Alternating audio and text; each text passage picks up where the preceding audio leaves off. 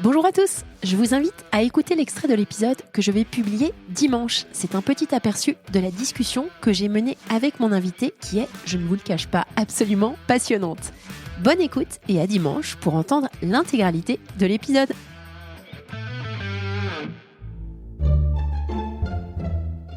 Solène Niederkorn vous propose FinScale, un éclairage sur l'innovation dans le monde de la finance, de la banque et de l'assurance. Le VC franco-allemand, catalyseur d'innovation. Julien David Nitlush, Managing Partner d'Iris. Il y a un truc que je constate après 25 ans dans la tech et 10 ans de VC, c'est les sociétés ressemblent à leur marché et à leurs produits. Exotech, c'est des ingénieurs de la robotique. Ils ont construit leur société comme un robot à compartiment, avec le compartiment R&D, compartiment delivery. L'INAIX, c'est une société de software agile. Elle a été construite en itératif, en développement de features. Et donc, dans le SaaS, c'est une société qui a su se développer suivant les règles du SaaS. Elle a trouvé sa base client, trouvé son product market fit, le marketer en digital, savoir tenir le bon discours dans les bons forums, dans les bonnes conventions, sur les bons profils LinkedIn, trouver très vite sa persona.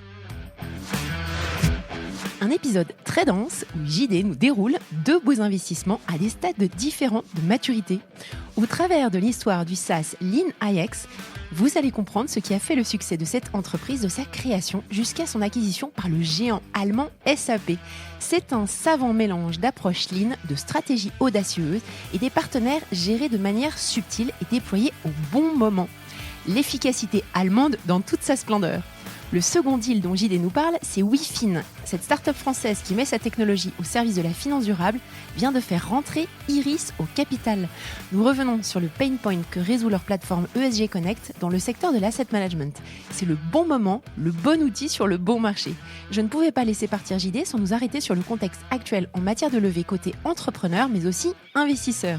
Nous discutons notamment des échéances de dette prévues pour 2024 et de leurs conséquences sur l'écosystème tech en Europe.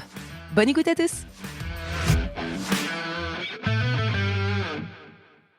Bonjour à tous, bonjour JD. Bonjour Solène. Hyper heureuse de te recevoir sur FinScale, d'autant plus qu'on entend très peu Iris. Vous êtes un investisseur très taiseux et discret, donc merci beaucoup pour ton temps. Merci de m'accueillir. Moi, en revanche, je te connais très bien parce que je t'écoute, donc j'ai l'impression de te connaître. Mais tu me connais, tu vois, ça fait 4 ans pratiquement. Merci pour ta fidélité.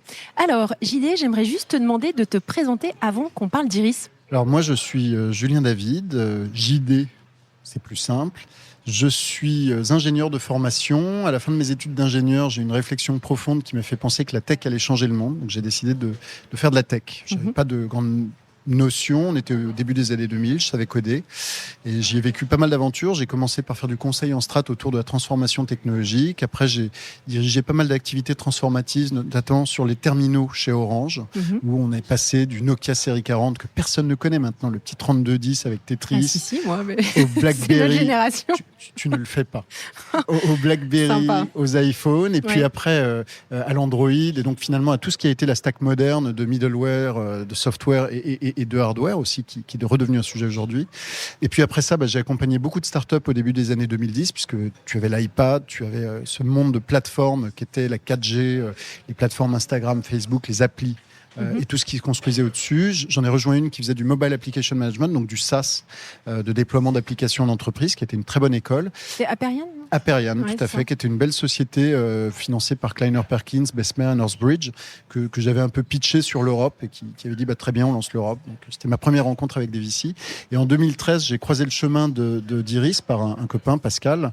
Et Iris, moi, je pensais leur pitcher que bientôt j'allais être entrepreneur, comme ça on se connaissait. Et eux, ils m'ont écouté gentiment. Ils m'ont dit, vous savez, des entrepreneurs, on en rencontre beaucoup. Je pense que ça serait mieux si vous veniez directement chez nous. Tout le monde gagnerait du temps. Donc ça m'a fait marrer. Je me suis dit, bon, ok, d'accord, je vais essayer. Donc Opportuniste alors. j'ai rejoint la Iris le 1er juillet 2013 pour investir en early stage. J'ai développé un petit peu une practice early stage qui se structurait. Et de fil en aiguille, j'ai pu financer des Shift Technologies, des Exotech, des LeanIX. Puis la société de gestion a évolué, elle a grandi, elle s'est cristallisée autour de ces thèses d'investissement très tech. Et j'ai eu l'opportunité d'en prendre le relais en tant que managing partner avec mes associés Kurt et Eric depuis 2021. Super. Alors, avant de parler d'Iris, je voulais qu'on parle de passage de relais. On s'était dit que c'était un bon sujet à traiter tous les deux dans cette discussion. J'avais un petit peu touché du doigt le sujet avec Cyril Bertrand, qui est Managing Partner d'Xange, que tu connais probablement très bien. Je voulais un petit peu rentrer avec des cas concrets avec toi. En préambule, comment est-ce que tu pourrais expliquer de façon rapide, pour les personnes qui nous écoutent, comment les stratégies de financement et les types d'investisseurs évoluent au fur et à mesure que l'entreprise grandit et qu'elle passe de start-up à, on va dire, au moment de son IPO, grosse corpo? Effectivement, on regarde toujours les financements des sociétés par leur taille, leurs investisseurs. Il y a un côté un peu hype. Alors qu'en fait, pour moi, le tour de financement, c'est un passage au stand avant de repartir dans la course. Le premier passage au stand, il est quand tu crées la société. Alors maintenant, il y a un stade de pre-seed qui est apparu à partir de 2019, qui initialement était ce qu'on appelait du love money ou des business angels. À ce stade-là, si tu veux, les gens qui t'accompagnent sont des gens presque proches personnellement. Si tu es à l'inception d'un produit. Donc finalement, tes financeurs sont des gens qui doivent avoir une appétence au risque, à ton produit et à la construction de quelque chose. Mais dès que ce quelque chose est construit, dès que tu as un produit, dès que tu as des clients, les financeurs deviennent plus professionnels, plus structurés, et ça, c'est notre métier. Mmh. Et notre métier, soit il est très tôt dans la société, c'est d'accompagner la société dans, je dirais, le raffinement de son product market fit, la structuration de ses premières ventes. Mais finalement, à chaque fois qu'il y a un tour de financement, on va être sur la structuration du prochain étage de la société. Je vois ça comme une maison que tu construis, les fondations, tu creuses, tu as une pelle, c'est pas compliqué, et puis tu mets les premiers trucs. Mais une fois que tu commences à avoir une maison qui sort du sol, c'est beaucoup de travail de respecter les normes, de construire des fondations résistantes, et en même temps d'avoir l'ambition de construire une tour de Babel. Et chaque étage de la tour de Babel a des règles différentes. En série A, série B, si tu veux, le niveau de risque est très élevé. Vous venez d'entendre un extrait de l'épisode que je vais publier dans quelques jours. Alors ne restez pas trop loin de votre plateforme de podcast pour pouvoir profiter de tout l'enregistrement.